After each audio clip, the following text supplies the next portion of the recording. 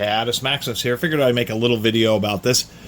The most commonly broken portion of a Milwaukee Hole Hawg is actually these bottom motor covers, just because they're pretty heavy. You're using them in a lot, and they either are getting set down at an angle like this, and that's not the biggest deal if this portion cracks, to tell you the truth, because really it's about being a bearing support. But really smacking it, and you can crack one of these support bosses here, and it can cause a bit of a bearing misalignment. So I did pick this up at a garage sale here, this one for 30 bucks. Did have their name and telephone number deeply etched into both sides, so I have them covered up with tape. Which, once again, people rightfully do. It just it hurts resale value of tools. Now, this Hole Hawg has not been used that much. This is one that I got at like a contractor closing out sale. It didn't have a power cord, and it was 10 bucks, so I bought it just for parts. I know this one has been used a lot. I mean, the whole front, the case is really polished. This whole label is really pretty beat up.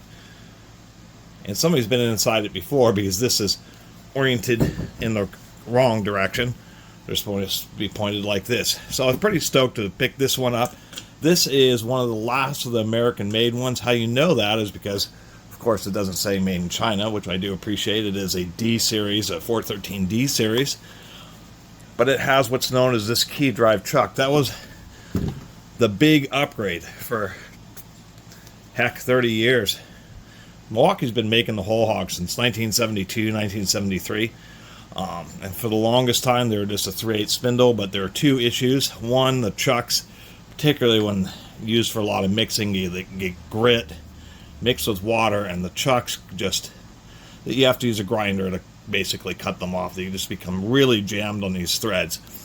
And it seems kind of counterintuitive, but they end up in one of two situations. They get so seized on the threads that you have to grind them off, or using these for heavy plumbing operations, getting bits jammed, and so you're doing heavy reversing to unjam the bits. And the other complaint is that it will break there's a counter-threaded lock screw in the middle, and it will snap that, and then they will unthread the chuck. And after about 3 decades of complaints, Milwaukee finally did something about all that. This style of chuck is much easier to remove, because it's just on I don't know if it's a tapered or just a straight wall aligning peg, but there's just an alignment peg without threads. And then the back of the chuck has this little key cut in it, and it has a special dog teeth that it sits on, so that's what drives the chuck. And then the screw just prevents the chuck from falling off. So whether or not you're going on forward or reverse, there is no worry about the chuck possibly threading off at all. Secondly, since it isn't threaded on, once you remove that screw, all you have to do is just take a little chisel or something and just tap along the edge, and the chuck will pop right off, making it much easier to service, except for the fact that these style chucks, these special key drive chucks, tend to run like $60 to $75. They're kind of expensive. Anyway, after 4 minutes of blabbing, I checked the grease. This thing is actually really great, ready to go, and I noticed this. And many times you have to take a close look, because sometimes what looks like a crack, let's see, here we are on the parts unit, you'll get these scratches, and sometimes they'll really look like it's a crack. But in this case, it really is just a scratch. The rest of this boss is still pretty good. Unfortunately, on this one, it's clearly cracked all the way through the inside. So it obviously got impacted real hard here and broke that, and that causes a slight misalignment of the bearing. And of course, now this is broke. So setting it down, if you're hitting it in one of the other spots, they're more likely to fail. So it's something I wouldn't want to replace. Obviously, this could have been a 60-second video, but this isn't the 60-second video channel. So now we're going to swap these. You do want to pop out the brushes, because sometimes the motor comes along with this. I try to pay attention to the orientation of the brushes when I pop them out. I see that the brush is going this way, and so I kind of lay it down the same way. Pop these 4 screws out, which many times can be quite stiff, quite stuck in these aluminum housings. And you just got 4 of those. As Surprisingly enough, or maybe unsurprisingly, the one on the broken corner is actually, the screw on the broken corner was already a bit loose. There we go. I've had some of the screws on these Hole Hawgs, particularly the top of the gearbox, for some reason. Some of those can just get really jammed in there.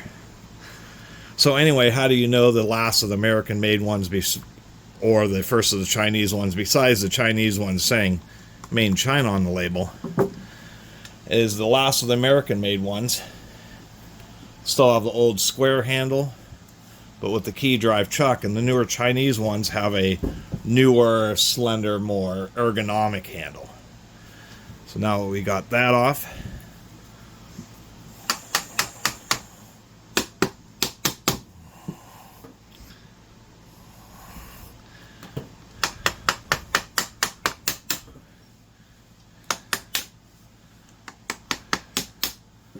Tap on it to get it loose and kind of work it off. It may take a little bit of effort. And in this case, the motor bearing came out. Feels good. At least gives you a chance to inspect the motor. Even gives you an opportunity to pull this out and make sure that these two screws for the field winding are tight. In this case, they were not super tight. So you just hold the motor and tap along the edge of this, and unfortunately this is one of those situations where the bearing like got halfway out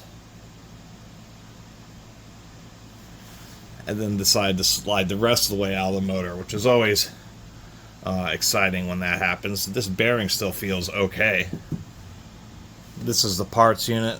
That is a worn brush, to tell you the truth. Here's a brush that's has a little bit more life. These are not totally worn out, but they are pretty close to worn out. Definitely a much older unit.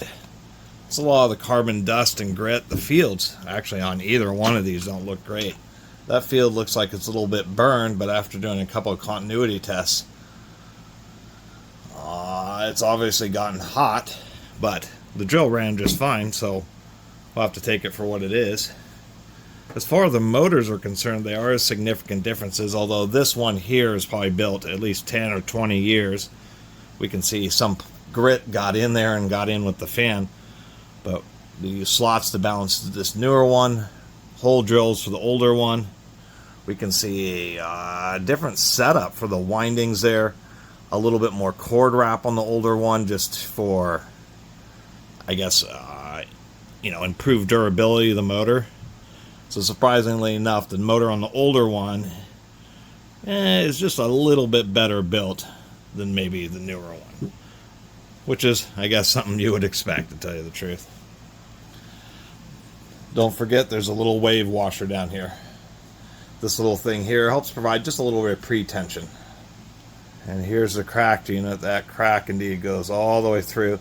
I suppose, since it's right here on the corner of this aluminum casting, this is something that you could braze. You could throw some braze right along through there, and running along, it would actually kind of sit and kind of nice in that crevice. So you could fix this up. Said, I'll use a piece from the parts unit. And how Milwaukee works is when you look up the serial number, there'll be a series. So you'll look up a Hole Hawg 1675, and you'll get all the manuals from 1973 onward. You find your serial number series, and your series may be, the units made between 1990 and 92. You go in there and you check the part number at this piece, and then you check the part number of the newer one, and if they're the same, then you can replace them. And in this case, they haven't changed this part, I think, ever. I think you can use one from 1973 on a Chinese one made in 2025. Indeed, looks like the spindles and the gears and everything are the same, so you could probably swap quite a few parts. See, with power tools like software, there's versions and revisions, and some parts are just updates, but they're compatible with the older ones. Some, they make some significant changes, so you may get a newer tool. It's the same model number, but they made big enough changes where maybe some of your old parts won't work, and so it's always worth double checking. And some manufacturers don't do so much of that. Companies like Makita and Bosch actually do make updates to their tools, but They're just backwards compatible. And so Makita, even though they date all their tools, doesn't have like type numbers or revisions or that type of stuff. Instead, if there's some sort of revision made, if your tool happens to be one where that part failed or that you need to replace it, then you'll just get the revised one. It's kind of funky. Anyway, with these bearings they have a pretty light or soft fit in these parts here. It's just, as soon as they get cockeyed a little bit, they get jammed, and that's why it came halfway out of this and then the motor slid out. So I tend to put the bearing in first, and once you get it in, we can actually see how that wave washer adds a spring action. So to get out the old one, you just take a piece of wood and slap it against it, a good 10 times until the bearing pops out. Then I like to put the bearing itself back in first. Take a little rag and make sure this part is cleaned up. And if this doesn't just push right in, then that time it worked pretty well. You can hear it making that clack sound.